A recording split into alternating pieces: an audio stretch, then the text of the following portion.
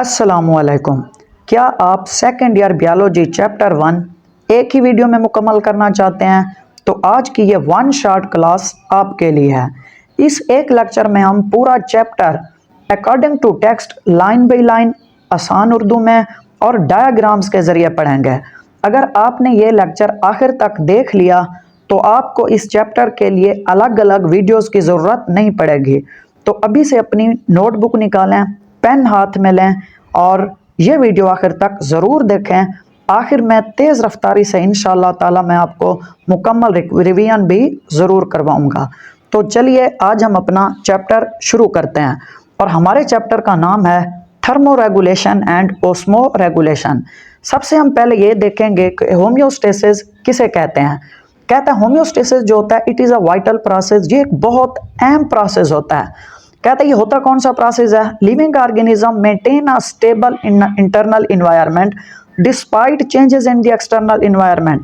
कहते हैं जितने भी लिविंग ऑर्गेनिज्म होते हैं अपने अंदरूनी माहौल को स्टेबल रखते हैं, बरकरार रखते हैं, चाहे एक्सटर्नल इन्वायरमेंट बैरूनी माहौल में जितनी भी तब्दीलियां हो जाएं ये अपने अंदरूनी माहौल को तब्दील करना पसंद नहीं करते हैं।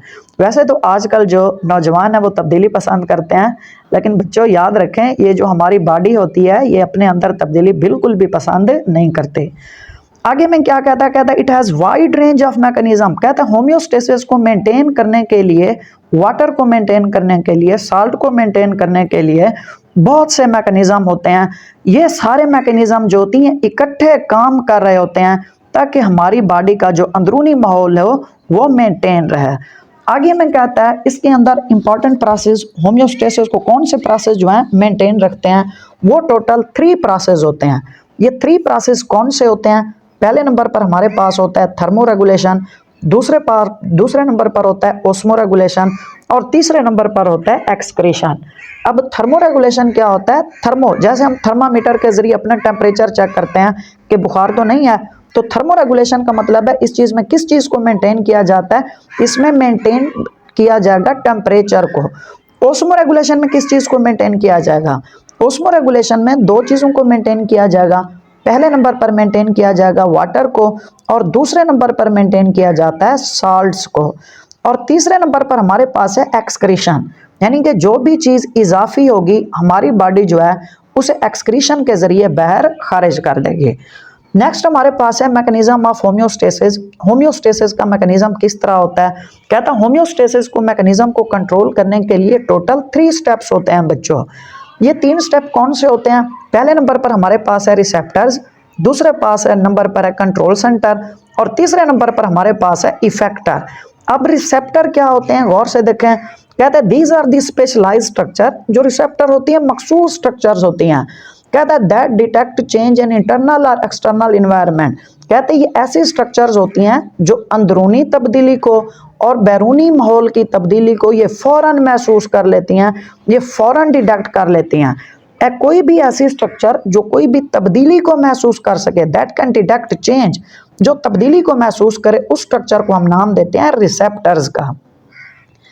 आगे कहते हैं रिसेप्टर क्या करते हैं? Transfer information of changes to control centre. इनके पास जो भी मालूमात होती हैं कि कोई बाहर तब्दीली हो रही है, हमारे जिस्म के अंदर तब्दीली हो रही है, ये आगे पैगाम भेज देते हैं, कंट्रोल सेंटर को भेज देते हैं।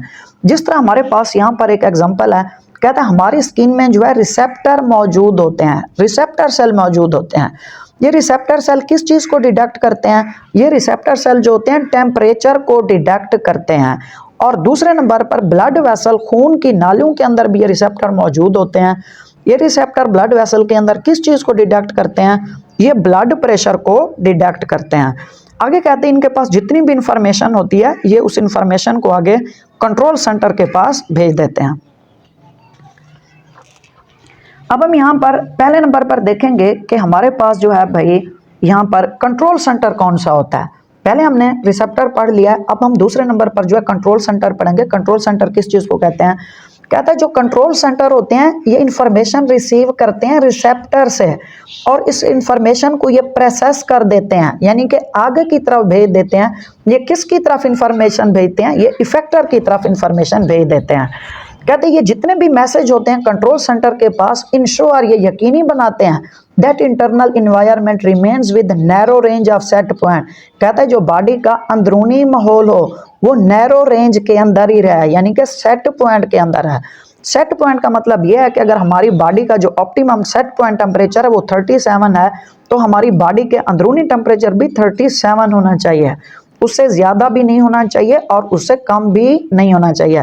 कहता है it is optimal for body function, क्योंकि ये बॉडी के काम करने के लिए बहुत ही ऑप्टिमल, बहुत ही इंतहाई जरूरी होता है। कंट्रोल सेंटर की हमारे पास कितनी मिसालें हैं? ब्रेन जो है कंट्रोल सेंटर की मिसाल है, स्पाइनल कॉर्ड भी कंट्रोल सेंटर की मिसाल है, और एंडोक्राइन ग्लैंड जो है ये भी कंट्रोल सेंटर की मिसाल है।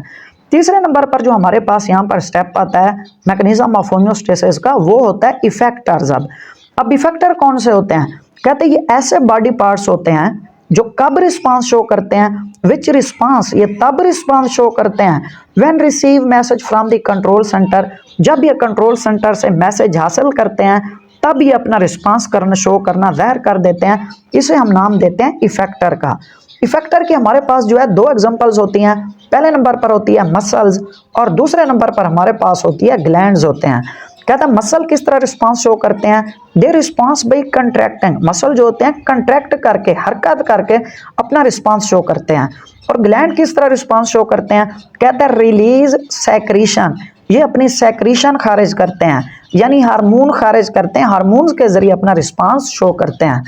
यहाँ पर हमारे पास एक एग्जांपल है, कहता है फॉर एग्जांपल हमारी बॉडी का टेम्परेचर जो है वो बिलो दी नॉर्मल टेम्परेचर, यानी 37 से कम अगर हो जाता है तो स्किन के अंदर क्या करते हैं जो इफेक्टर होते हैं, ये शिवरिंग ज़ाहिर करना शुरू कर देते हैं। शिवरिंग का मतलब होता है बच्चों, अक्सर आप देखते हैं जब सर्दियां आती हैं तो हमारी बॉडी जो है कांपना शुरू हो जाती है, इसे हम शिवरिंग का नाम देते हैं। एक्चुअली ये क्यों शिवरिंग होती है बच्चों, क्यों कपकपाहट होती है ना सर्दियों में? ये इसलिए कपकपाहट होती है ताकि वैजो कंस्ट्रिक्शन हो सके। वैजो कंस्ट्रिक्शन का मतलब है ताकि हमारी खून की जो नालियां हैं ये सुकड़ सके, हमारी खून की नालियां कंस्ट्रिक्ट हो जाती हैं, सुकड़ जाती हैं। जब कंस्ट्रिक्ट होंगी तो इससे क्या होता है? कहता है हमारी बॉडी के अंदर जो हीट प्रोडक्शन होती है इसकी अमाउंट बढ़ जाती है, इसकी मिकदार बढ़ जाती है, जिससे हमारा बॉडी का टेम्परेचर जो होता है वो रेज होकर बढ़कर जो पहले कम था वो कहाँ तक आ जाता है? वो सेट पॉइंट, सेट पॉइंट का मतलब है वो 37 तक दोबारा नॉर्मल तक पहुंच जाता है। यहाँ पर आप लोग देखें, हम तीन चीज़ों को इकट्ठे पढ़ेंगे फ्लो चार्ट के जरिए। फॉर एग्जांपल हमें कहता है ये हमारे पास रिसेप्टर्स होते हैं, रिसेप्टर डिटेक्ट करते हैं टेम्परेचर को और ये आगे पैगाम भेज देते हैं कंट्रोल सेंटर को, यानी कि जो ब्रेन होता है। ब्रेन आगे पैगाम भेज देता है इफेक्टर को।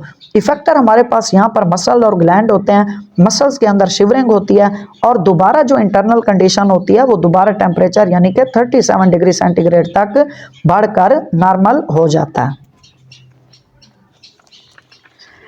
इसी तरह हमारे पास इस चैप्टर का जो दूसरा अहम मेन टॉपिक है वो हमारे पास है फीडबैक मैकेनिज्म। अब फीडबैक मैकेनिज्म क्या होता है? कहता है it is the foundation of homeostasis. ये जो फीडबैक मैकेनिज्म होता है ये होम्योस्टेसिस की एक बुनियाद है। एक चीज़ बच्चों यहाँ पर याद रखनी है, फीडबैक मैकेनिज्म जो है बहुत ही अहम है और कंसेप्चुअल है। अगर आप इस चैप्टर में ये देख लेते हैं तो ये आपको मुकम्मल तौर पर याद हो जाएगा और कभी भी इंशाल्लाह नहीं भूलेगा। कहता है फीडबैक मैकेनिज्म जो होता है ये होम्योस्टेसिस की बुनियाद होती है, ये रेगुलेटरी प्रोसेस है। रेगुलेटरी प्रोसेस का मतलब होता है ये हर चीज़ को रेगुलेट कर देता है। आगे कहता है आउटपुट और प्रोडक्ट ऑफ दिस सिस्टम। कहता है जो कोई भी सिस्टम होता है जो उसके नतीजे में हमें हासिल होता है, जो आउटपुट हासिल होती है, जो प्रोडक्ट हासिल होती है, use to control the behaviour of system itself, ये सिस्टम को ही कंट्रोल करना शुरू कर देता है। इसका मतलब क्या? मैं आपको सिंपल मिसाल समझाऊंगा कि फॉर एग्जांपल हमारे पेरेंट्स जो हैं, हमारे पेरेंट्स हमें कंट्रोल करते हैं, हम अपने पेरेंट्स का एक प्रोडक्ट है, ऐसे समझ लें आउटपुट है। कहता है इस सिस्टम में ये होता है कि जो हम आउटपुट हैं, जो हम उनकी औलाद हैं, वही औलाद अगर पेरेंट को कंट्रोल करना शुरू कर दे तो ये क्या कहलाएगा? ये फीडबैक मैकेनिज्म कहलाएगा। यानी कि जो सिस्टम का आउटपुट होता है वही आउटपुट जो होता है उसी सिस्टम को कंट्रोल करना शुरू कर देता है। हमें कहता है फीडबैक मैकेनिज्म की हमारे पास दो टाइप्स होती हैं, एक होता है नेगेटिव फीडबैक मैकेनिज्म और दूसरा होता है पॉजिटिव फीडबैक मैकेनिज्म। अब हमारे पास नेगेटिव फीडबैक मैकेनिज्म क्या होता है? कहता है आउटपुट ऑफ सिस्टम रिड्यूसेस, जैसे ये नाम से ज़ाहिर कर रहा है, अक्सर बोर्ड में इनमें जो है शॉर्ट क्वेश्चन भी पूछा जाता है, डिफरेंस पूछा जाता है, difference between negative feedback mechanism and positive feedback mechanism. अब नेगेटिव फीडबैक मैकेनिज्म क्या है? कहता है आउटपुट ऑफ सिस्टम रिड्यूसेस। इसमें जो सिस्टम की आउटपुट होती है, जैसे नाम से बता रहे, वो रिड्यूस होती है, वो कम हो जाती है। द एक्टिविटी ऑफ सिस्टम, यानी किसी भी सिस्टम की एक्टिविटी को ये कम कर देता है। कहता है common form of regulation, MCQs आ सकता है, एमडी कैट के लिहाज से अहम है, बोर्ड के लिहाज से अहम है। कहता है which is the common form of regulation?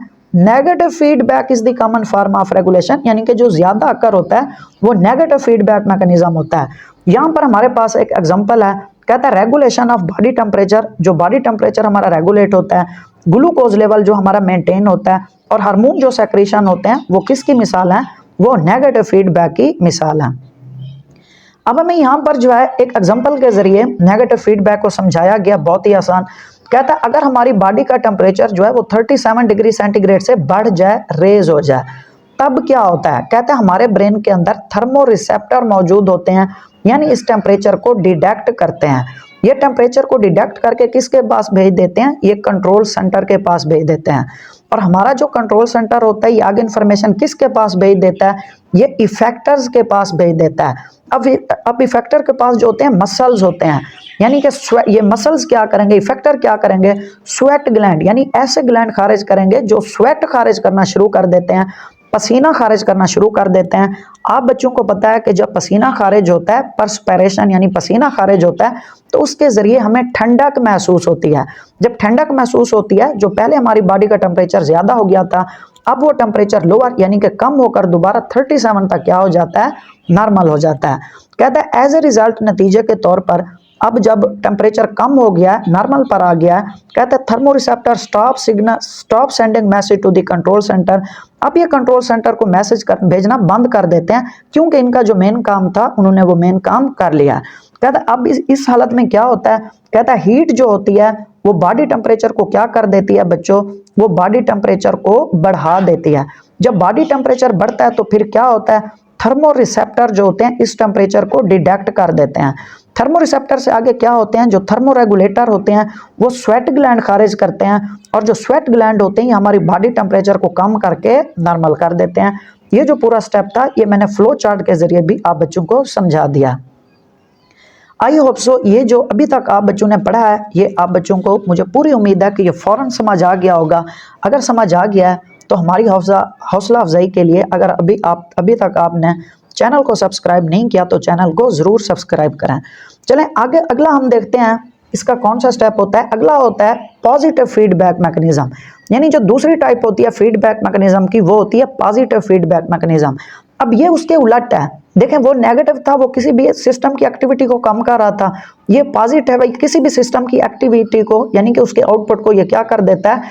ये बढ़ा देता है। और ये किस चीज को इनहेंस कर देता है? Original stimulus. ओरिजिनल स्टिमुलस का मतलब होता है जो ओरिजिनल तब्दीली होती है, ये उसे भी क्या कर देता है? बढ़ा देता है। कहता है वो मोस्ट कॉमन फॉर्म थी, ये लेस कॉमन फॉर्म है, मतलब वो ज्यादा वकू पजीर होता है और ये कम वकू पजीर होता है।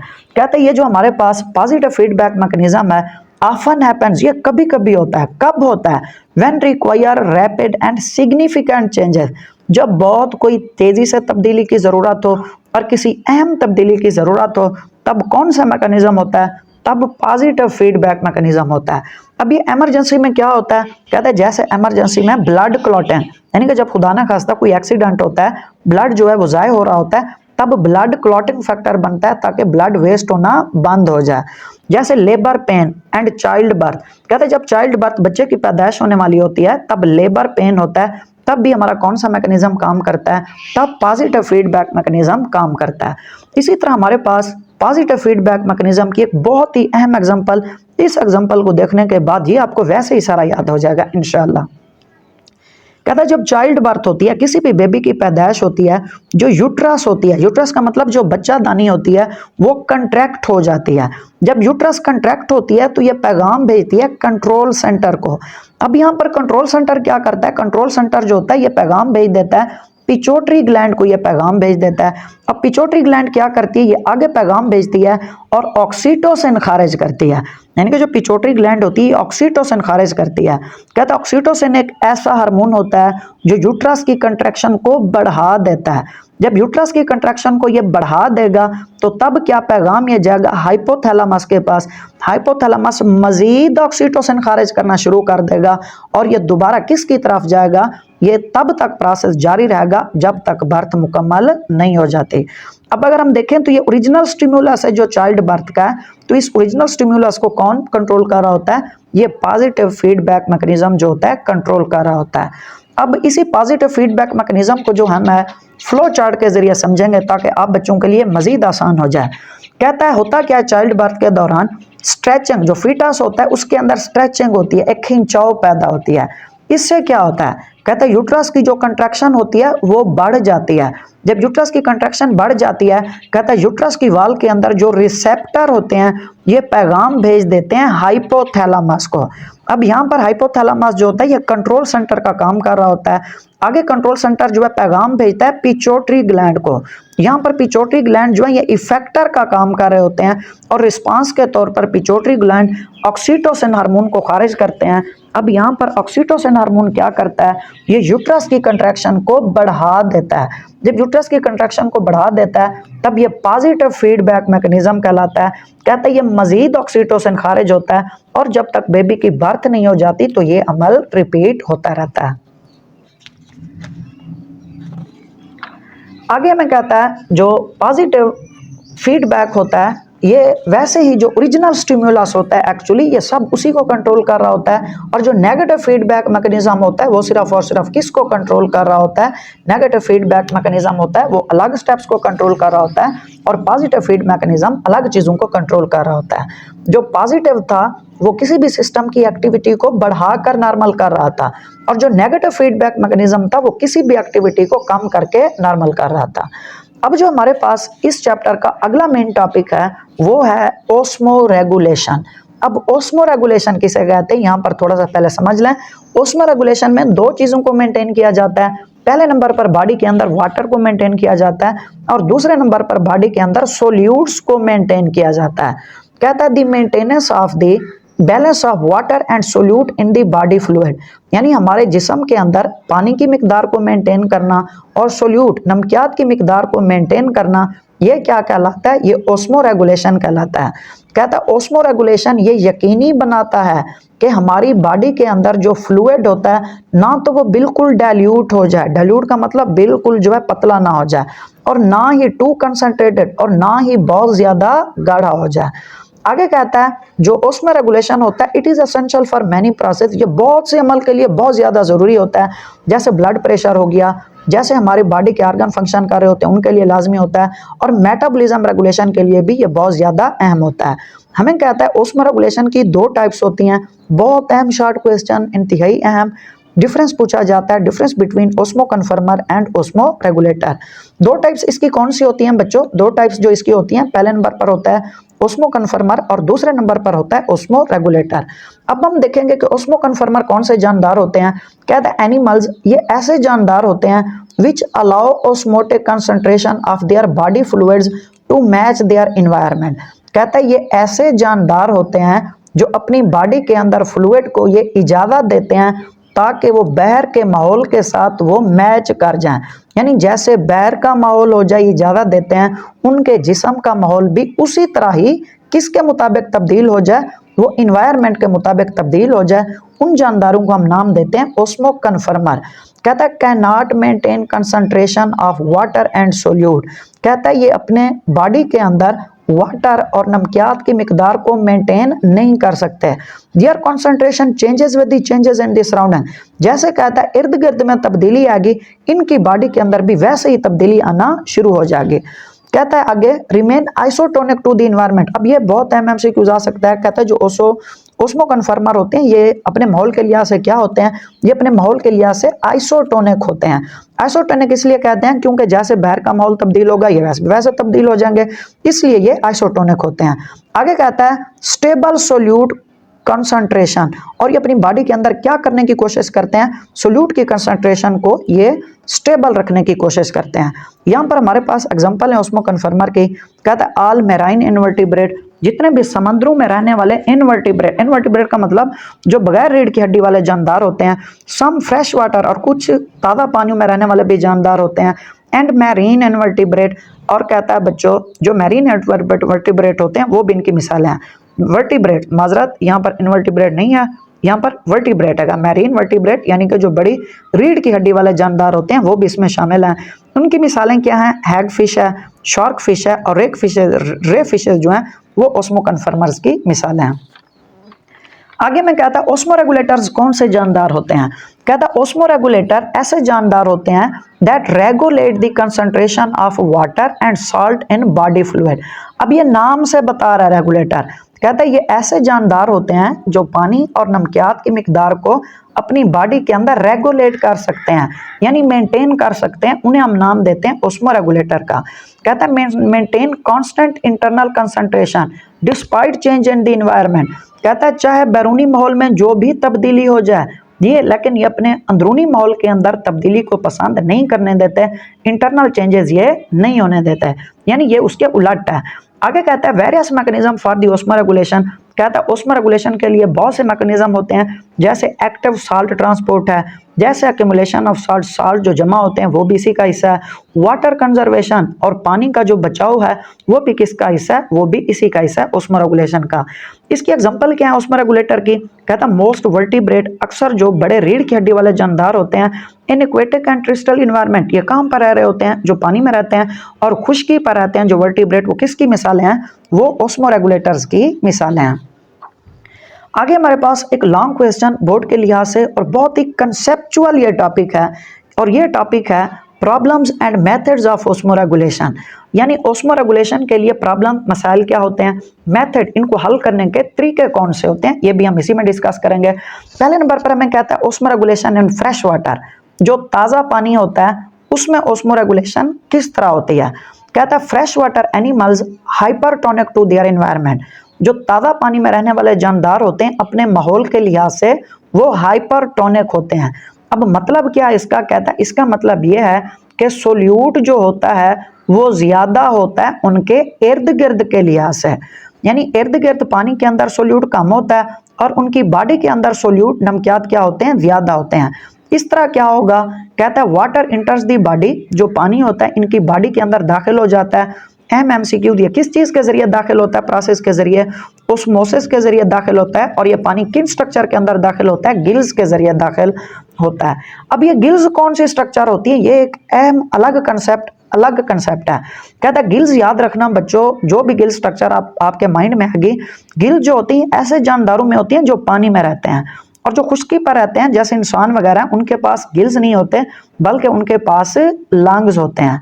आगे हमें कहता है जो साल्ट यानी कि सोडियम एंड क्लोराइड आयंस होते हैं आउट ऑफ द बॉडी, ये इनकी बॉडी के बाहर निकल जाते हैं, क्योंकि जब पानी दाखिल होता है तो जो साल्ट होते हैं सोडियम क्लोराइड ये इनकी बॉडी के बाहर खारिज हो जाते हैं।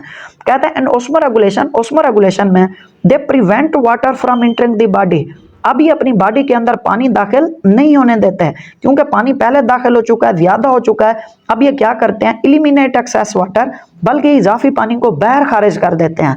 जब ये इजाफी पानी को बाहर खारिज करते हैं तो ये कौन सा यूरिन प्रोड्यूस करते हैं? दे प्रोड्यूस डाइल्यूट यूरिन, ये डाइल्यूट यूरिन बच्चों पैदा करते हैं। आगे कहता है ये किस चीज़ की कंपनसेशन के लिए करते हैं? To compensate loss of salt, ताकि जो लॉस हो गए हैं साल्ट, जो साल्ट ज़ाय हो गए हैं, उनकी कमी को ये पूरा कर सकें। ट्रांसपोर्ट साल्ट बैक एक्टिवली, दोबारा ये साल्ट अपनी बॉडी के अंदर ले जाते हैं। कहता है दे रेयरली ड्रिंक वाटर, ये कभी कभी जो है पानी पीते हैं, अक्सर ये पानी नहीं पीते हैं। आगे में कहता है ये फ्रेश वाटर के अंदर ओस्मोरेगुलेशन थी, मैरीन वाटर के अंदर ओस्मोरेगुलेशन का अमल किस तरह होता है? कहता है they are hypotonic to their environment, ये अपने माहौल के लिहाज से हाइपोटोनिक होते हैं।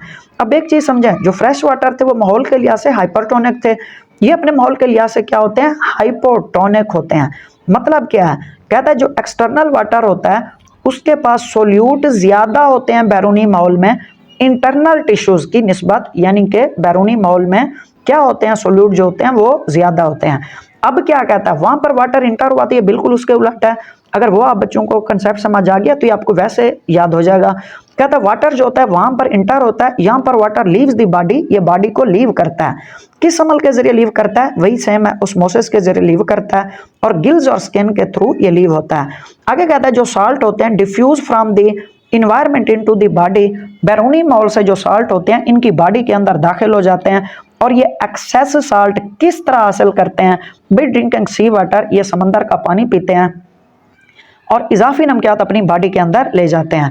कहता है टू कंपेंसेट वाटर लॉस, अब पानी की कमी को पूरा करने के लिए ड्रिंक सी वाटर कंटिन्यूअसली, ये क्या करते हैं जानदार कि ये समंदर का पानी जो है मुसलसल पीते रहते हैं ताकि इनके अंदर क्या हासिल हो सके, ताकि इनके अंदर पानी की कमी जो थी वो पूरी हो जाए।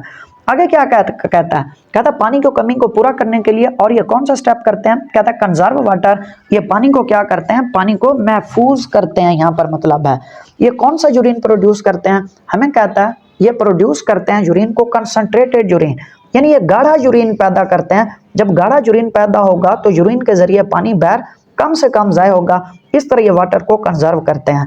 कहता है जो क्लोराइड सेल्स होते हैं ये मौजूद कहाँ होते हैं? एमसीक्यू आ सकता है, ये गिल्स के अंदर मौजूद होते हैं। क्लोराइड सेल क्या करते हैं? Remove excess salts out of the blood, ये खून के बाहर जो इजाफी साल्ट होते हैं उसे बाहर खारिज कर देते हैं। और हमारी जो किडनी होती है ये क्या करती है? Remove salt. ये अच्छा बहुत अहम शॉर्ट क्वेश्चन, अक्सर ये पूछा जाता है कि ये जो जानदार होते हैं ये किस प्रोसेस के जरिए, किन चीज़ों के जरिए साल्ट को बाहर खारिज करते हैं? बहुत अहम शॉर्ट, ये आप बच्चों ने लाजमी देखना है। कहता है ये जो जानदार होते हैं ये साल्ट को मुख्तलिफ तरीकों से बाहर खारिज करते हैं। किन तरीकों से? कहता है किडनी के जरिए साल्ट को रिमूव करते हैं। दूसरे नंबर पर एक्सक्रीटिंग ग्लैंड, ग्लैंड के जरिए ये साल्ट को बाहर खारिज करते हैं। एक्सक्रीटिंग ग्लैंड यहाँ पर कौन सी होती है? Rectal gland. रेक्टल ग्लैंड कौन सी होती हैं? जो रेक्टम में मौजूद होती हैं। अब रेक्टम कहाँ मौजूद होती है बच्चों? ये जो हमारी लार्ज इंटेस्टाइन होती है वहां पर ये मौजूद होती है। अच्छा आगे क्या कहता है? कहते हैं जो रेक्टल ग्लैंड होते हैं ये डाइजेस्टिव ट्रैक्ट में मौजूद होते हैं, ग़िज़ाई नाली में मौजूद होते हैं। कहता है एक्सक्रीटेड विद द फीसेस, ये नमकियात को, फीसेस का मतलब होता है पखाने के साथ ये बाहर क्या कर देते हैं? इन नमकियात को खारिज कर देते हैं। आगे हमारे पास तीसरे नंबर पर जो है वो है osmoregulation in terrestrial habitat. Terrestrial habitat का मतलब है जो खुश्की पर जानदार रहते हैं उनमें उस्म रेगुलेशन किस तरह होती है? कहता है दे लूज वाटर, ये पानी को क्या करते हैं? जब खारिज करते हैं किस चीज़ के जरिए? इवेपरेशन के जरिए खारिज करते हैं। Through respiratory surface, respiratory surface कौन सी होती है? कहता है स्किन के जरिए खारिज करते हैं। कहता है इनके अंदर ये बहुत प्रॉब्लम होती है कि ये जो इनके अंदर पानी होता है ये उसे बाहर लूज कर देते हैं इवेपरेशन के जरिए, यानी कि स्किन के जरिए ये पानी को बाहर खारिज कर देते हैं। एक तो ये कहता है पहले खुश्की पर रह रहे थे, प्रॉब्लम बड़ा ये हो गया कि बहुत पहले पानी कम था, लेकिन मजीद ये क्या करते हैं बच्चों? ये मजीद स्किन के जरिए उसी पानी को ज़ाय कर रहे होते हैं। कहता है अब ये क्या करेंगे हल करने के लिए? कहते हैं इंश्योर, ये यकीनी बनाते हैं कि जितनी वाटर लास्ट हो रहा है स्किन के जरिए उतनी ये दोबारा वाटर को इंटेक करें, पानी पी लें ताकि अपनी पानी की कमी को पूरा करें। कहता है इस तरह दे मेंटेन ऑस्मोटिक बैलेंस, ये ऑस्मोटिक बैलेंस को क्या करते हैं? मेंटेन करते हैं। एक यहाँ पर बच्चों आप लोगों के लिए एक छोटा सा भी क्वेश्चन है कि आप कमेंट सेक्शन में मुझे ज़रूर बताएंगे व्हाट आर एनहाइड्रोबायोसिस, एनहाइड्रोबायोसिस कौन से जानदार होते हैं? अच्छा बच्चों आगे टेरेस्ट्रियल हैबिटेट में और क्या ये तरीके अपनाते हैं ताकि पानी को महफूज कर सकें? कहता है दे हैव इम्परमिएबल लेयर, इनके पास इम्परमिएबल लेयर्स होती हैं। इम्परमिएबल का मतलब होता है जो प्रिवेंट करती हैं इवेपरेशन को, यानी ये इवेपरेशन के अमल को होने नहीं देती। आगे कहता है बच्चों यहाँ पर जो इंसेक्ट होते हैं, छोटे कीड़े मकोड़े होते हैं, इनके पास वैक्सी एक्सोस्केलेटन होता है। वैक्सी एक्सोस्केलेटन मतलब होता है एक मोम की तरह एक्सोस्केलेटन होता है जो किस चीज़ का बना होता है? काइटिन का बना होता है। इसका ये फायदा होता है कि ये इवेपरेशन को होने नहीं देता ताकि पानी ज़ाय ना हो जाए। जो रिप्टाइल्स होते हैं, रिप्टाइल का मतलब जो रेंगने वाले जानदार होते हैं, जैसे स्नेक्स हो गया, जैसे लिजर्ड हो गई, चिपकली हो गई, ये सारे रिप्टाइल की मिसालें हैं। कहते हैं they have water proof scales, इनके पास ऐसे स्केल होते हैं ना तो इनसे पानी गुजर सकता है और ना इनसे पानी बहर जा सकता है। कहते हैं ये स्केल किस चीज़ के बने होते हैं? ये केराटिन के बने होते हैं और प्रिवेंट इवेपरेशन करते हैं ताकि पानी ज़ाया ना हो जाए। आगे में कहता है जो मैमल्स और बर्ड्स होते हैं ये किस चीज़ के बने होते हैं? इनके पास डेड सेल्स होते हैं और ऑयल सेक्रेटिंग ग्लैंड होते हैं ताकि इवेपरेशन के अमल को ये क्या कर सकें? रोक सकें, प्रिवेंट कर सकें। कहता है किडनी जो होती है यहाँ पर retain water inside the body, ये वाटर को, पानी को बॉडी के अंदर रिटेन करके रखती है और कन्वर्ट कर देती है अमोनिया को यूरिया में या यूरिक एसिड में। अब यहाँ पर एक बड़ा दिलचस्प सवाल बच्चों पैदा होता है कि ये जो किडनी होती है ये डायरेक्ट अमोनिया को क्यों सेक्रेट नहीं करती बल्कि क्यों उसे यूरिया और यूरिक एसिड में तब्दील करती है? इसका सिंपल आंसर बच्चों ये है कि जो अमोनिया होता है ये मोर टॉक्सिक एक केमिकल है, बहुत ज़्यादा जहरीला केमिकल है इसको खारिज करने के लिए बहुत ज़्यादा पानी की ज़रूरत होती है, यानी 500 मिलीलीटर पानी की ज़रूरत होती है। ये पानी की बहुत ज़्यादा मिकदार है, क्योंकि ट्रिस्टेल इनके पास पहले बहुत पानी कम था, इसलिए इतना पानी अमोनिया को खारिज करने के लिए अफोर्ड नहीं कर सकते। इसलिए ये पहले अमोनिया को यूरिया यानी कि लेस टॉक्सिक फार्म, कम जहरीली सूरत में तब्दील करते हैं, या यूरिक एसिड उससे भी कम जहरीली उसमें तब्दील करते हैं, फिर जो है इसे एक्सक्रीट करते हैं। आगे मैं कहता है जो डेजर्ट एनिमल्स होते हैं ये किस तरह उसमें रेगुलेशन करते हैं। डेजर्ट का मतलब जिनके पास बिल्कुल भी पानी नहीं होता, तकरीबन ना होने के बराबर होता है, जो सहरा में रहते हैं, जो रेत में रहते हैं। कहता है स्टे अंडर ग्राउंड। ये करते क्या है, जब गर्मियां आती हैं ये जमीन के अंदर चले जाते हैं ड्यूरिंग हीट, जब गर्म मौसम हो। और ये बाहर कब निकलते हैं, इमर्ज एट नाइट। बच्चों याद रखना, बच्चों ये भी हमारी तरह है कि जब गर्मी होती है तो ये एसी में अंदर चले जाते हैं, और जैसे ही रात का वक्त है, जैसे चांद रात होती है इनके लिए भी वैसे ही ये चांद रात होती है, यानी ये रात के वक्त बाहर निकल आते हैं। जिस तरह हम चांद रात में शॉपिंग वगैरह कर रहे होते हैं, तो इनके लिए भी एक ईद का समा होता है, रात को ये बाहर घूमने फिरने के लिए निकल आते हैं। आगे में कहता है ये क्या करते हैं, ये किस चीज़ पर गुजारा करते हैं पानी की कमी को पूरा करने के लिए। कहता है they feed on the seeds of desert plant. कहता है जो सहरा में पौधे होते हैं ये उन्हें खाते हैं। क्यों खाते हैं डेजर्ट प्लांट के अंदर, कहता है कार्बोहाइड्रेट। कहता है उन सीड के पास कार्बोहाइड्रेट स्टोर्ड होता है। अब जो कार्बोहाइड्रेट स्टोर्ड होता है, जब कार्बोहाइड्रेट का मेटाबॉलिज्म होता है, उसमें मेटाबॉलिक में कौन सी चीज़ मौजूद होती है, कहता है उसमें वाटर मौजूद होता है। यानी जब कार्बोहाइड्रेट की ब्रेक डाउन होती है उसमें वाटर मौजूद होता है। इस तरह जो है ये मुकम्मल तौर पर सर्वाइव कर लेते हैं। किस चीज़ पर सर्वाइव कर लेते हैं, डेजर्ट प्लांट के सीड को खाकर, क्योंकि जब उनकी मेटाबॉलिज्म होगी, कार्बोहाइड्रेट से पानी निकलेगा, उस पानी पर यह तकरीबन पूरी ज़िंदगी भी बच्चों सर्वाइव कर सकते हैं। इसकी जो एक अहम एग्जांपल एमडी कैट में या बोर्ड एग्जाम में पूछी जाती है वो है कैंगरू रैट। अच्छा बच्चों, बहुत अहम लेकिन शॉर्ट क्वेश्चन यहाँ पर बहुत आते हैं, आप बच्चों ने बड़े गौर से देखना है। ये आपको आज पूरा लेक्चर ही, पूरा चैप्टर ही वन शॉर्ट लेक्चर में मुकम्मल होने वाला है। क्या याद करेंगे आप लोग भी दुआएं देंगे। और अगर आप न्यू हैं तो आप लोगों ने इस चैनल को सब्सक्राइब लाजमी करना है बच्चों, ये आपसे एक रिक्वेस्ट है और मेरे लिए इनाम के तौर पर होगा। अच्छा बच्चों, नेचर ऑफ एक्सक्रीटरी प्रोडक्ट। कहते हैं ये जो एक्सक्रीटरी प्रोडक्ट होते हैं इनकी नेचर क्या होती है। एक्सक्रीटरी प्रोडक्ट ऐसे प्रोडक्ट को कहते हैं जो हमारी बॉडी के लिए नुकसानदा होते हैं और हमारी बॉडी ऑस्मो रेगुलेशन के तौर पर इन्हें जिस्म से बाहर खारिज कर देती है। कहता है बच्चों osmo regulation is coupled with the removal of nitrogen wastage. कहता है ऑस्मो रेगुलेशन को हम इस तरह भी समझ सकते हैं कि ये नाइट्रोजन वेस्ट जो होते हैं उन्हें बाहर खारिज कर देता है बच्चों। अब ये नाइट्रोजन वेस्ट कितनी तरह के होते हैं बच्चों, याद रखना बेटा। कहते हैं ये जो नाइट्रोजन वेस्ट होते हैं 3 तरह के होते हैं। कहता है अमोनिया, पहले नंबर पर अमोनिया होता है, दूसरे पर यूरिया होता है और तीसरे पर यूरिक एसिड होता है, जो बहुत ज़्यादा अहम होते हैं, जिन्हें हमारी बॉडी ज़रूर खारिज करती है क्योंकि ये ज़्यादा नुकसानदा होते हैं। कहता है और मेटाबॉलिक वेस्ट, ये बेटा किस चीज़ के तौर पर होते हैं, फालतू मादे के तौर पर होते हैं। अब हम इन तीनों को, अमोनिया को, यूरिया को, यूरिक एसिड को 1 by 1 करके पढ़ेंगे। अब अमोनिया कौन से होते हैं, याद रखना बच्चों, इसका फार्मूला लाजमी आना चाहिए। कहता है अमोनिया का फार्मूला NH3 होता है। अमोनिया कौन से जानदार होते हैं, कहता है प्रोड्यूस्ड, ये अमोनिया तब पैदा होता है, गौर से समझना बच्चों, व्हेन अमाइनो ग्रुप, जब एक अमाइनो ग्रुप यानी NH2 ग्रुप होता है, रिमूव्ड, ये निकल जाता है, हट जाता है, and combine with the hydrogen ion. अब एक चीज़ याद रखें, कहता है जो अमाइनो ग्रुप होता है ये न्यूक्लिक एसिड से जब रिमूव होता है और कंबाइन हो जाता है H+ के साथ। मेरी बात सुने बच्चों, यहाँ पर ये NH2 पहले से है, अब ये मजीद कंबाइन कर रहा है हाइड्रोजन आयन के साथ।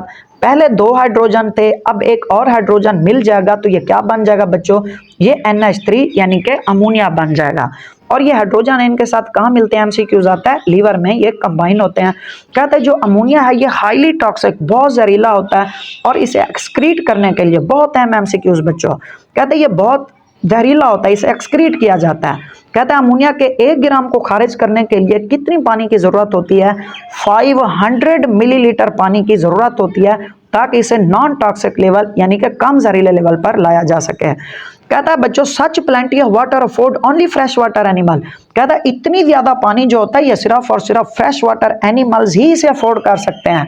खुश्की पर रहने वाले, टेरेस्ट्रियल रहने वाले या जो होता है बच्चों डेजर्ट में रहने वाले जानदार जो होते हैं वो उसे बिल्कुल भी अफोर्ड नहीं कर सकते हैं। आगे कहता है इनके एग्जांपल क्या है, फिशेज इनके एग्जांपल हैं, स्पॉन्जेस भी इनके एग्जांपल हैं। कहता है अमोनोटैलिक किसे कहते हैं, बहुत हैं। कहता है एनिमल्स विच एक्सक्रीट अमोनिया, ऐसे जानदार होते हैं जो अमोनिया खारिज करते हैं, उन्हें हम अमोनोटैलिक का नाम देते हैं। इसी तरह बच्चों दूसरे नंबर पर हमारे पास होता है यूरिया। अब यूरिया का क्या फार्मूला होता है, कहता है CONH2 ब्रैकेट 2, इसका ये फार्मूला है। कहता है टेरेस्ट्रियल एनिमल्स, जो खुश्की में रहने वाले जानदार होते हैं, अमोनिया जो था वो फ्रेश वाटर एनिमल्स एक्सक्रीट कर रहे थे, अब जो यूरिया है ये टेरेस्ट्रियल एनिमल खारिज करते हैं। कहता है इनके पास पानी होता है लेकिन पानी कम होता है। कहता है terrestrial animals convert ammonia to urea. कहता है टेरेस्ट्रियल एनिमल जो होते हैं ये अमोनिया को पहले तब्दील करते हैं यूरिया में। ये यूरिया में किस जगह पर तब्दील करते हैं बच्चों, लीवर में ये अमोनिया को यूरिया में तब्दील कर देते हैं और फिर इसे किडनी के जरिए क्या कर देते हैं, एक्सक्रीट कर देते हैं। कहते हैं ये जो यूरिया है ये अमोनिया से लेस टॉक्सिक है, कम जहरीला होता है। कहते हैं यूरिया के 1 ग्राम खारिज करने के लिए कितनी पानी की जरूरत होती है, 50 मिलीलीटर। अब देखें क्योंकि इनके पास पानी की कमी थी इसलिए इन्होंने अमोनिया को यूरिया में तब्दील कर दिया ताकि कम से कम पानी ये ज़ाया कर सकें। कहता है एक यूरिया को 1 ग्राम को तब्दील करने के लिए नॉन टॉक्सिक लेवल पर 50 मिलीलीटर पानी की ज़रूरत होती है। ये जो जानदार एनिमल्स विच एक्सक्रीट यूरिया, जो जानदार यूरिया को एक्सक्रीट करते हैं, उन्हें किस चीज़ का नाम देते हैं बच्चों, उन्हें यूरियोटैलिक का नाम देते हैं। इसी तरह बच्चों हमारे पास जो तीसरा एक्सक्रीटरी प्रोडक्ट होता है वो होता है यूरिक एसिड। अब यूरिक एसिड का क्या फार्मूला है, C5H4N4O3 यूरिक एसिड का फार्मूला है। कहता है जो डेजर्ट एनिमल होते हैं बच्चों, कहता है डेजर्ट एनिमल जो होते हैं फेस एक्सट्रीम H2O, यानी ये बहुत ज़्यादा इन्हें पानी की कमी की ज़रूरत होती है, बहुत ज़्यादा शदीद पानी की कमी होती है। कहता है कंजर्विंग चैलेंज, पानी को महफूज करना इनके लिए बहुत मुश्किल होता है बच्चों। आगे क्या कहता है, कहता है ये करते क्या हैं, convert urea to uric acid. Even ये यूरिया को भी एक्सक्रीट करने के लिए अफोर्ड नहीं कर सकते हैं क्योंकि यूरिया को एक्सक्रीट करने के लिए भी 50 मिलीलीटर पानी की जरूरत होती है, इनके पास इतनी भी पानी मौजूद नहीं होता, इसलिए पहले यूरिया को यूरिक एसिड में तब्दील करते हैं जो लेस टॉक्सिक फार्म होती है यूरिया की। यानी कि 1 ग्राम यूरिक एसिड को लेस टॉक्सिक फार्म में लाने के लिए कितनी पानी की जरूरत होती है, सिर्फ और सिर्फ 1 मिलीलीटर पानी की जरूरत होती है। कहते हैं यूरिकोटैलिक किसे कहते हैं, एनिमल्स एक्सक्रीटिंग यूरिक एसिड, ऐसे जानदार जो यूरिक एसिड को खारिज करते हैं बच्चों, उन्हें हम नाम देते हैं यूरिकोटैलिक का। इसके एग्जांपल में इंसेक्ट शामिल हैं, कीड़े मकोड़े, बर्ड्स भी शामिल हैं, रिप्टाइल्स, और जो रेंगने वाले जानदार हैं वो भी किस में शामिल हैं, वो यूरिकोटैलिक में शामिल हैं। अच्छा बच्चों आगे जो हमारे पास है बच्चों वो हमारे पास है थर्मो रेगुलेशन। अब थर्मो रेगुलेशन किसे कहते हैं, बहुत अहम बच्चों, गौर से देखना है आप बच्चों ने। होम्योस्टेसिस हमने पढ़ लिया जो ओस्मो रेगुलेशन था। अब जो दूसरा हमारे इस चैप्टर का हिस्सा होता है वो है थर्मो रेगुलेशन। अब थर्मो रेगुलेशन में बच्चों क्या होता है आप लोगों ने बड़े गौर से देखना है। कहता है दी प्रोसेस, ये एक ऐसा प्रोसेस होता है by which organism maintain their internal body temperature, जिसमें जो जानदार होते हैं अपने जिस्म के अंदरूनी टेम्परेचर को मेंटेन करते हैं regardless external environment temperature.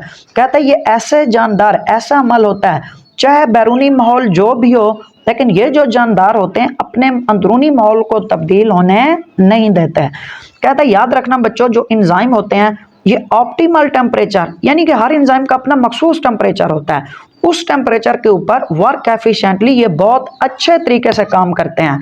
Let's suppose कहता है अगर टेम्परेचर किसी इंजाइम का ऑप्टिमम टेम्परेचर से कम हो जाए, जो इंजाइम सबस्ट्रेट कुलयन यानी इंजाइम सबस्ट्रेट जो आपस में मिलकर प्रोडक्ट बनाते हैं, इनकी आपस में टकराने की जो सिलायत होगी कम टेम्परेचर के साथ ये भी कम हो जाएगी। इससे क्या होगा बच्चों जो मेटाबॉलिज्म यानी कि हमारे जिस्म के अंदर जितने भी रिएक्शन हो रहे होते हैं उनकी रफ्तार भी क्या हो जाएगी, कम हो जाएगी। लेकिन अगर ऑप्टिमम टेम्परेचर से इंजाइम का टेम्परेचर बढ़ जाए तब भी इंजाइम क्या हो जाएगा, डी नेचर, टूट जाता है, लूज फंक्शन परमानेंटली, और ये अपना फंक्शन जो होता है मुकम्मल तौर पर खो देता है। इसलिए किसी भी इंजाइम के लिए ऑप्टिमम टेम्परेचर लाजमी होता है, उससे अगर कम होगा तब भी मसाइल पैदा होंगे, अगर ज़्यादा होगा तब भी मसाइल पैदा होंगे। आगे हमें कहता है lipid bilayer of cell membrane, यानी कि जो सेल मेम्ब्रेन होती है आप स्टूडेंट्स जानते हैं वो लिपिड बाइलेयर, उसमें लिपिड की 2 तह मौजूद होती हैं। कहता है जो लिपिड की सेल मेम्ब्रेन होती है ये भी टेम्परेचर सेंसिटिव होती है, यानी टेम्परेचर के लिए बहुत ज़्यादा क्या होती है बच्चों, ये हसास होती है। हमें यहाँ पर क्या कहता है, कहता है it is a temperature sensitive, ये टेम्परेचर के लिए बहुत ज़्यादा हसास होती है। कहता है जब टेम्परेचर ज़्यादा होता है ये जो सेल मेम्ब्रेन होती है लूज इट्स परमियाबिलिटी, यानी कि परमियाबिलिटी का मतलब होता है इसकी जो सिलायत होती है कि कुछ मालिक्यूल को ये गुजरने की इजाज़त देती है और कुछ मालिक्यूल को ये बह रोके रखती है, ये अपनी सिलायत को खो देती है। कब खो देती है? जब टेम्परेचर बढ़ जाता है। कहते हैं अगर टेम्परेचर कम हो जाए तब क्या हो जाएगा, ये रिजिड बहुत ज़्यादा सख्त हो जाएगी, ब्रिटल हो जाएगी, ये कमज़ोर हो जाएगी। आगे हमारे पास बहुत हैं, शॉर्ट क्वेश्चन भी पूछते हैं। Types on the basis of heat source, यानी कि थर्मोरेगुलेशन की अकसाम हीट सोर्स के लिहाज से है। पहले नंबर पर हमारे पास जो है वो है बच्चों एंडोथर्म। अब एंडोथर्म बच्चों किसे कहते हैं? कहता है gains body heat from the external source. माजरत के साथ ये हमारे पास एंडोथर्म नहीं है, ये एक्टोथर्म है। यहाँ पर बच्चों आप लोग यहाँ पर एक चीज़ नोट डाउन कर लेंगे, ये क्या है बच्चों हमारे पास? ये हमारे पास है एक्टोथर्म। कहता है बच्चों एक्टोथर्म कौन से जानदार होते हैं? कहते हैं ये ऐसे जानदार होते हैं that gains body heat from the external source, यानी कि अपनी हीट को कहां से हासिल करते हैं? ये बैरूनी जराए से हासिल करते हैं। इन्हें हम किस चीज़ का नाम देते हैं? एक्टोथर्म का नाम देते हैं। कहता है their internal temperature fluctuate according to the surrounding. बच्चों कहता है इनका जो इंटरनल टेम्परेचर होता है ये तब्दील होता रहता है। किसके लिहाज से तब्दील होता रहता है? सराउंडिंग के लिहाज से जो है ये तब्दील होता रहता है। इसकी मिसाल क्या है? इसकी मिसाल जो है वो इनवर्टिब्रेट्स एक्टोथर्म की मिसालें हैं। और वर्टिब्रेट में कौन से जानदार शामिल हैं? वर्टिब्रेट में यहाँ पर फिशेज जो है इनकी मिसालें हैं। और कहता है रिप्टाइल जो हैं वो भी क्या है? वो भी इनकी मिसालें हैं। अच्छा बच्चों आगे हमें कहता है यहाँ पर जो बहुत अहम प्रोसेस है यहाँ पर बच्चों, अच्छा यहाँ पर आप लोग थोड़ा सा एक चीज़ जो है बच्चों नोट डाउन कर लेंगे कि यहाँ पर हमारे पास है एक्टोथर्म जो है। एक्टोथर्म के जो दूसरे जानदार होते हैं वो होते हैं एंडोथर्म होते हैं बच्चों। अब एंडोथर्म कौन से जानदार होते हैं? हमें कहता है बच्चों, कहता है एंडोथर्म ऐसे जानदार होते हैं जो एक्सटर्नल सोर्स से हीट नहीं हासिल करते बल्कि वो अपनी बॉडी के अंदर मेटाबॉलिज्म के जरिए ही हीट हासिल करते हैं। जिस तरह बच्चों ह्यूमन बीइंग है, ह्यूमन बीइंग के अंदर जब मुख्तलिफ रिएक्शन हो रहे होते हैं मेटाबॉलिज्म के अंदर, वहां पर हीट भी प्रोड्यूस हो रही होती है, तो वो क्या कहलाते हैं? वो एंडोथर्म कहलाते हैं, जो अपनी बॉडी के अंदर हीट प्रोड्यूस करते हैं। अच्छा बच्चों नेक्स्ट जो हमारे पास है वो है थर्मोरेगुलेशन इन ह्यूमंस। बहुत अहम और इस चैप्टर का लास्ट टॉपिक, बहुत ही समझने वाला। आप बच्चों ने एक्टिवली ये देखना, इंशाल्लाह परेशान ना हो, ये चैप्टर आपको मुकम्मल तौर पर याद होने वाला है और आपको बिल्कुल भी अलग अलग वीडियोस देखने की कहीं पर भी परेशान होने की ज़रूरत नहीं होगी। हमारा लास्ट टॉपिक जो है वो है थर्मोरेगुलेशन इन ह्यूमंस। ह्यूमन के अंदर अब थर्मोरेगुलेशन क्या होती है? कहते हैं ह्यूमन जो होती है एंडोथर्मिक होते हैं। जैसे बच्चों मैंने आपको अभी बताया एंडोथर्मिक का मतलब होता है ह्यूमन जो होती हैं अपनी बॉडी के अंदर हीट प्रोड्यूस कर सकते हैं। और होम्योथर्म्स होते हैं। होम्योथर्म का मतलब होता है ये अपनी बॉडी का टेम्परेचर जो है ये रेगुलेट भी कर सकते हैं। किस अमल के जरिए कर सकते हैं बच्चों? नेगेटिव फीडबैक मैकेनिज्म के जरिए ये अपनी बॉडी का टेम्परेचर रेगुलेट कर सकते हैं। अच्छा किस तरह रेगुलेट? बच्चों आप लोगों ने ये नोट किया होगा कि जब भी गर्मियाँ आती हैं तो हम जो इंसान होते हैं बच्चों हम क्या करते हैं? हम मुख्तलिफ ठंडे ठंडे मशरूबात पीना शुरू कर देते हैं। हम क्यों मशरूबात पीते हैं? ताकि हम जो गर्मी होती है उसको टैकल कर सकें, उसको मेंटेन कर सकें, अपने बॉडी टेम्परेचर को मेंटेन कर सकें। और जब सर्दियां होती हैं हम मुख्तलिफ स्वेटर पहनते हैं, मुख्तलिफ जैकेट्स पहनते हैं। क्यों पहनते हैं बच्चों? ताकि हम अपने बॉडी के टेम्परेचर को रेगुलेट कर सकें। इसकी एग्जांपल थोड़ी सी देख लें। कहता है स्किन के अंदर थर्मोरिसेप्टर मौजूद होते हैं। कहते हैं ये थर्मोरिसेप्टर डिटेक्ट करते हैं, किस चीज़ को डिटेक्ट करते हैं? अगर हमारी बॉडी का टेम्परेचर सेट पॉइंट यानी 37 डिग्री सेंटीग्रेड से कुछ भी टेम्परेचर कम हो जाता है उसे भी ये थर्मोरिसेप्टर डिटेक्ट करते हैं। अगर बॉडी का टेम्परेचर 37 से बढ़ गया उसे भी ये क्या करते हैं बच्चों? डिटेक्ट करते हैं। डिटेक्ट करके आगे ये सिग्नल किसको भेज देते हैं? कंट्रोल सेंटर यानी हाइपोथैलेमस को भेज देते हैं। अब हाइपोथैलेमस क्या करेंगे? ये इफेक्टर के तौर पर मसल और ग्लैंड्स को खारिज करेंगे। मसल रिस्पांस के तौर पर बच्चों क्या करते हैं? रिस्पांस देते हैं। कपकपाहट होती है, शिवरिंग होती है और इस तरह हीट पैदा होती है, बॉडी टेम्परेचर रेज होकर नॉर्मल हो जाता है। यहाँ पर हमारे पास दो टर्म है, बहुत ही हम शॉर्ट क्वेश्चन पूछ सकते हैं। एक होती है हाइपरथर्मिया। बेटा लफ्ज आ गया हाइपर का, याद रखें बच्चों जब हम दोस्त आपस में कोई भी ऐसी बात करते हैं तो कहते हैं ना भाई इतनी ज़्यादा हाइपर क्यों हो रहे हो। बेशक हम उसे लाइट ले रहे होते हैं, चाहे हमने उसकी बेचारे की जान ही ले ली होती है ऐसी बात करके, और उल्टा हम कह रहे होते हैं उसे भाई इतने ज़्यादा हैपर क्यों हो रहे हो। भाई हैपर तो होना है जो आप इस तरह की बातें कर रहे हो। हैपर का मतलब होता है यानी किसी चीज़ का बढ़ जाना। तो यहाँ पर थर्मिया है यानी किस चीज़ का बढ़ जाना, टेम्परेचर का बढ़ जाना। ये क्या कहलाता है बच्चों, ये हाइपरथर्मिया कहलाता है, जिसे हम नाम देते हैं रिस्पॉन्स टू ओवर हीटिंग। हमारी बॉडी ओवर हीटिंग को किस तरह रिस्पॉन्स करती है। कहता है बच्चों जब हमारी बॉडी का टेम्परेचर 37 डिग्री सेंटीग्रेड से बढ़ जाता है तब कौन सा अमल होता है, वेजोडाइलेशन का अमल होता है। याद करें बच्चों पहले हमने वेजो कंस्ट्रिक्शन का पढ़ा था।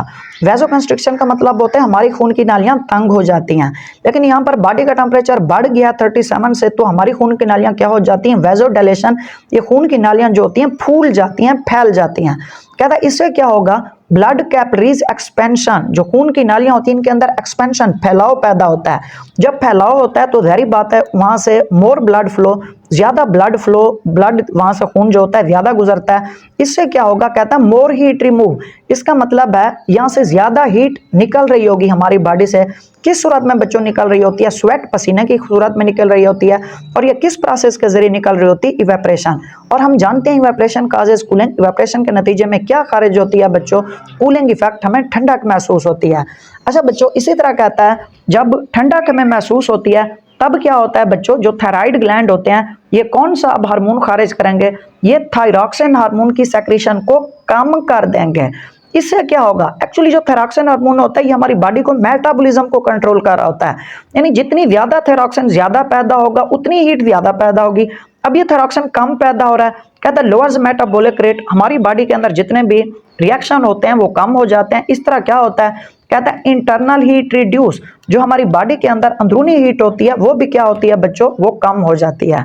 इसी तरह हमारे पास जो है बच्चों दूसरी कंडीशन है वो है हाइपोथर्मिया। बेटा हाइपो का मतलब है कम हो जाना, जिसे हम नाम देते हैं रिस्पांस टू कूलिंग। अगर हमारी बॉडी का टेम्परेचर 37 से कम हो जाए इस कंडीशन को हम नाम देते हैं हाइपोथर्मिया, यानी कि कूलिंग को हमारी बॉडी किस तरह रिस्पांस करती है। कहता है बच्चों जब याद रखना हाइपोथर्मिया होता है तो हमारी बॉडी का जो मेटाबॉलिज्म होता है वो कम हो जाता है, यानी कि लो मेटाबॉलिज्म रेट, हमारी बॉडी का मेटाबॉलिज्म का रेट भी कम हो जाता है। कहता है can not produce enough heat to raise the body temperature. कहता है हमारी बॉडी इतनी ज़्यादा हीट पैदा नहीं कर सकती कि बॉडी का टेम्परेचर ये बढ़ा सके। तब ये क्या करती है, हमारी बॉडी जो है ये जानदार होते हैं, कुछ एडाप्टेशन इख्तियार करते हैं जिसे हम बिहेवियरल थर्मोरेगुलेशन के बिहेवियर में तब्दीली लाते हैं, अपने रहन सहन के अंदाज में तब्दीली लाते हैं। किस तरह लाते हैं बच्चों, कहते हैं जब हाइपोथर्मिया होता है टेम्परेचर कम होता है, जब बहुत ज़्यादा टू कोल्ड का मतलब जब बहुत ज़्यादा सर्दी होती है, ये करते हैं कि जानदार बास्क इन सन, ये धूप सेकने के लिए चले जाते हैं। Set on the warm rock, कहता है ये गर्म पत्थरों के ऊपर बैठते हैं ताकि कंडक्शन के जरिए जो गर्म पत्थर थे वो हीट इनकी बॉडी के अंदर क्या हो जाए, मुंतकिल हो जाए।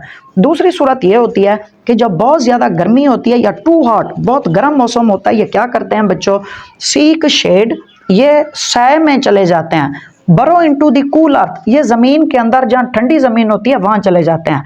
कहता है इन वेरी कोल्ड क्लाइमेट, जब इंतहाई बर्फबारी हो ये क्या करते हैं, दे बिकम डोरमेंट। डोरमेंट का मतलब है ये बच्चों किस सूरत में चले जाते हैं, ये रेस्ट की सूरत में चले जाते हैं ताकि उस क्या कर सकें, उस सीज़न को, उस मौसम को ये फेस कर सकें।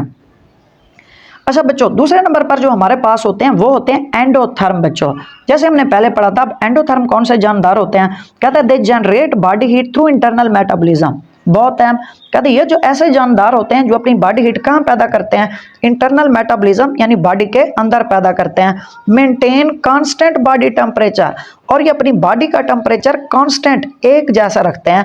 इनके एग्जांपल्स क्या हैं बच्चों, इनके एग्जांपल में बर्ड्स भी शामिल हैं और मैमल्स भी इनके एग्जांपल में शामिल हैं। कहते हैं ये कोल्ड में बच्चों क्या करते हैं, कहता है कोल्ड में ये जो जानदार होते हैं ये शिवरिंग करते हैं। अब शिवरिंग का बच्चों क्या मतलब होता है, शिवरिंग का मतलब भाई इनके अंदर कपकपाहट होती है। और दूसरे नंबर पर ये क्या तब्दीली लाते हैं सर्दियों में, burn adipose tissue, adipose tissue जो होते हैं ये बर्न करते हैं। इस तरह क्या होती है, इंसुलेशन टू रिटेन हीट, कहता है हीट को बरकरार रखने के लिए इंसुलेशन, ताकि हीट बाहर खारिज ना हो जाए, ये भी तरीके अपनाते हैं। जैसा कहता है इनके पास ये कौन सी चीज़ें होती हैं इंसुलेशन के लिए, हेयर होते हैं, बाल होते हैं, फीदर जो पर होते हैं और फैट होते हैं, ये इंसुलेशन का काम करते हैं और हीट को बाहर खारिज नहीं होने देते हैं। आगे हमें बच्चों यहाँ पर कहता है, पहले हमने जो टाइप्स पढ़ी थी वो हमने पढ़ी थी हीट सोर्स के बेस पर।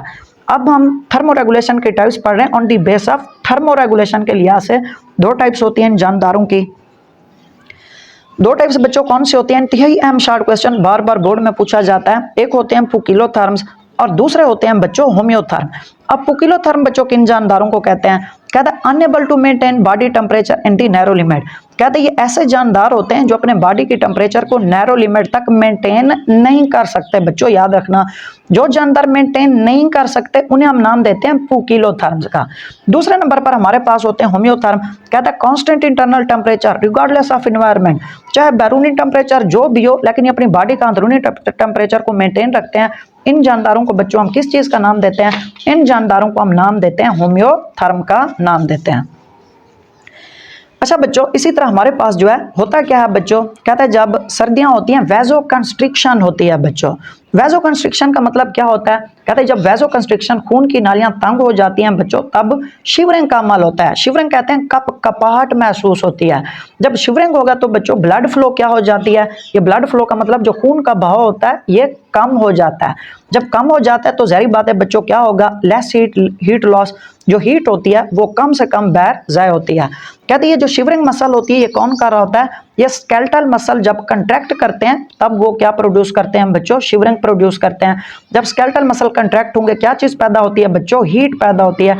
जब हीट पैदा होती है तो इससे हमारी बॉडी का टेम्परेचर जो पहले कम था अब वो बढ़कर क्या हो जाता है बच्चों? दोबारा नॉर्मल हो जाता है। अच्छा बच्चों, अब यहाँ पर हम इसी अपने लास्ट लेक्चर को जो है फ्लो चार्ट के जरिए डायग्राम के जरिए समझेंगे, जो बहुत ही आसान है, बहुत ही आसान डायग्राम। कहते हैं जो हमारी बॉडी का टेम्परेचर 37 डिग्री सेंटीग्रेड होता है ये एक सेट पॉइंट होता है। सेट पॉइंट का मतलब है ये हमारी बॉडी का एक ऑप्टिमम टेम्परेचर होता है।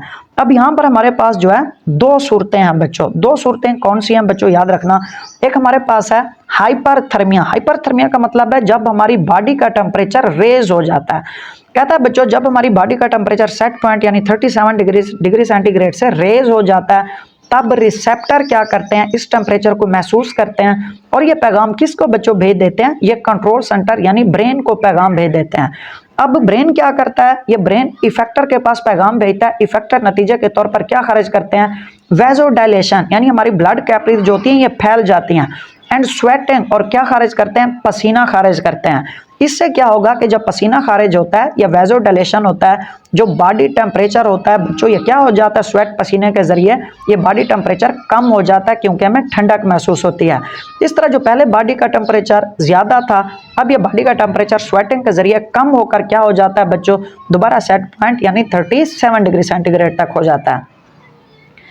अच्छा बच्चों, दूसरी हमारे पास जो हालत होती है वो होती है बच्चों हाइपोथर्मिया। हाइपोथर्मिया का मतलब है अब हमारी बॉडी का टेम्परेचर 37 डिग्री सेंटीग्रेड से क्या हो जाएगा बच्चों? कम हो जाएगा। जब जो रिसेप्टर होती हैं बॉडी का टेम्परेचर कम महसूस करते हैं, ये रिसेप्टर करते क्या हैं बच्चों? ये रिसेप्टर जो होते हैं ये पैगाम आगे किसको भेज देते हैं? ये पैगाम भेज देते हैं कंट्रोल सेंटर को, यानी information to the control centre. ये पैगाम भेज देते हैं कंट्रोल सेंटर को। यहाँ पर कंट्रोल सेंटर बच्चों कौन सी स्ट्रक्चर होती है? हाइपोथैलेमस होती है। कहते हैं अब ये हाइपोथैलेमस कंट्रोल सेंटर बच्चों क्या करता है? शिवरिंग कपकपाहट पैदा करते हैं। वैसो कंस्ट्रिक्शन बच्चों खून की नालियां तंग हो जाती हैं, यानी कि ब्लड यहाँ से प्रेशर के साथ गुजरेगा। कहते हैं इससे क्या होता है? जब शिवरिंग कपकपाहट होती है हमारी बॉडी का टेम्परेचर जो होता है वो ज्यादा हो जाता है। यानी पहले जो बॉडी का टेम्परेचर कम था अब वो ज्यादा होकर क्या हो गया बच्चों? यहाँ पर ज्यादा होकर दोबारा 37 डिग्री सेंटीग्रेड यानी नॉर्मल सेट पॉइंट तक आ गया है। अल्हम्दुलिल्लाह बच्चों, हमारा आज का ये जो चैप्टर 1 था ये मुकम्मल तौर पर ख़त्म हो गया। अल्हम्दुलिल्लाह इस पूरे चैप्टर को हमने एक ही लेक्चर में, वन शॉर्ट लेक्चर में ख़त्म कर दिया और point to point according to text book हमने कवर किया। इसमें तमाम एग्ज़ाम पॉइंट के हवाले से भी हमने डिस्कस किया, कौन से अहम शॉर्ट क्वेश्चन हैं, कौन से अहम MCQs हैं। तमाम टॉपिक्स को हमने डायग्राम्स के ज़रिए भी समझा है। इंशाअल्लाह ताला ये जितने बच्चों ने भी आखिर तक अगर ये चैप्टर, ये जो लेक्चर लिया है, मुझे उम्मीद है ये चैप्टर उनको कभी भी नहीं भूलेगा। इसी के साथ बच्चों, अगर आप बच्चों को ये वीडियो पसंद आई हो, अगर थोड़ी भी हमारी मेहनत महसूस हुई हो, अगर आप यहाँ पर नए हैं और अभी तक चैनल को सब्सक्राइब नहीं किया तो इस चैनल को ज़रूर सब्सक्राइब करें ताकि आपके तमाम चैप्टर्स की इसी तरह अलग से तैयारी हो सके और वो भी अच्छे तरीके से टू दी पॉइंट तैयारी हो सके। एक तो यहाँ पर आपको बिल्कुल एग्जाम पॉइंट के लिहाज से भी तैयारी करवाई जाती है और दूसरा MD कैट के लिहाज से भी तैयारी करवाई जाती है। इंशाल्लाह ताला नेक्स्ट जो हमारा लेक्चर होगा वो भी इसी तरह चैप्टर 2 का वन शॉर्ट लेक्चर, यानी कि जो पूरा कंप्लीट चैप्टर होगा वो इसी तरह हम कवर करेंगे। इसलिए आप बच्चों ने अगले लेक्चर को भी बिल्कुल मिस नहीं करना। तब तक के लिए बच्चों अल्लाह हाफिज, टेक केयर।